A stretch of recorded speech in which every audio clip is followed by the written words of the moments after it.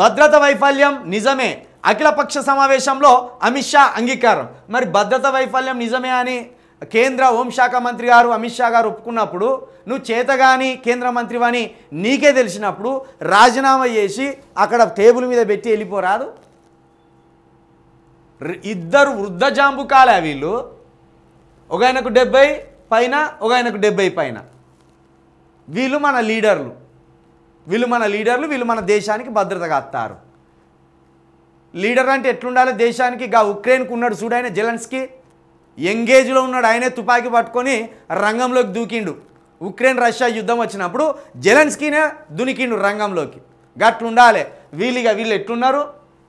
లేస్తే కూర్చోలేరు, కూర్చుంటే లేవలేరు, ఆ స్థితిలో ఉన్నారు. అంతా వృద్ధులు దేశాన్ని పాలిస్తాను, యువకులైన తాగి తిని తిరుగుతాను. నీ భద్రత వైఫల్యం ఉన్నదని నువ్వే చెప్పినప్పుడు ఖచ్చితంగా నువ్వు రాజీనామా చేయవలసిందే అమిత్ షా గారు. భద్రత వైఫల్యం జరిగిందంటేనే నీ ఆలోచన పనిచేస్తలేవు. పాపం నువ్వు స్వయంగా వృద్ధుడు కాబట్టి ఆలోచన రాదు.